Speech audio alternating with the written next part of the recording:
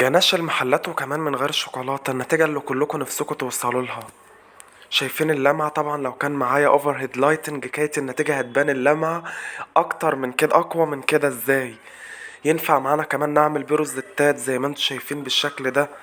ولا تقولي لي بقى لا جناش جاهز ولا اي حاجة هتعتمدوا الطريقة دي، لان لا بيسيح ولا بيسال على التورتاية، وبأقل نسبة صب بيغطي التورتاية كلها، لانكم هتدعوا حرفيا على الطريقة. لايك بقى كتير للفيديو وشير كتير، ويشرف متابعتكم، ومنساش نصلي على النبي في التعليقات. يا ريت بقى لايك كتير وشير كتير عشان حصري.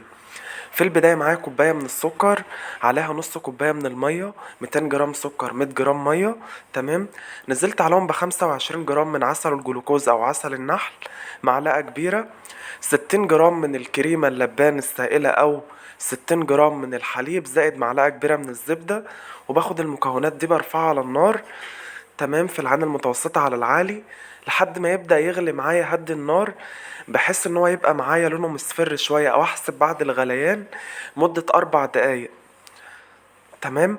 بعد كده نرفعه من على النار. هننزل بعد كده بربع كوب من الكاكاو الخام الاسبان الغير محلى، تمام، او اي نوع كاكاو خام تفضلوه، ما يعادل ربع كوب.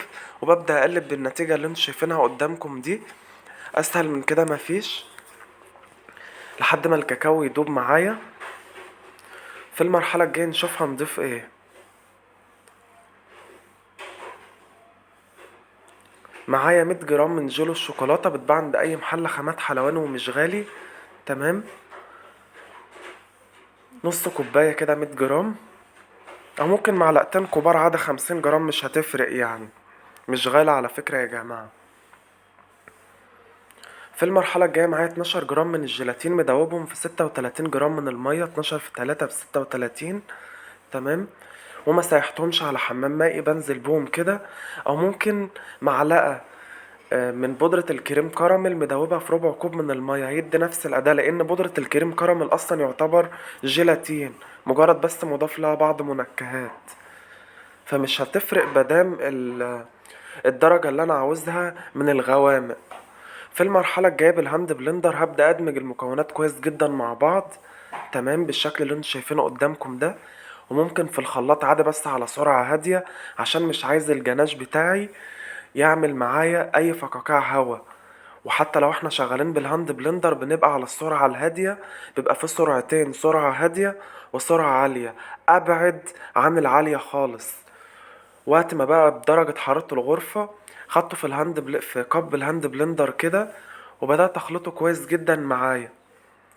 شايفين اللمعة والنتيجة؟ وطبعا لو كان معايا اوفر هيد لايتنج كانت النتيجة هتبان اكتر. تمام. وقت ما يدفع عادي يكون بدرجة حرارة المكان، بقدر اصب بيه بالشكل ده. وفي نفس الوقت لما يشد معايا وانا مغطى عليه، بقدر اعمل بروزتات زي ما انتم شايفين قدامكم. طعم يا جماعة ما جربتوش في اي محل قبل كده، ولا في اي طريقة، باذن الله تدعولي. واحسن من الجلاش اللي انتوا بتشتروه جاهز بكتير، قوام ولمعة ونتيجة ولا غلطة. بألف هنا يا رب.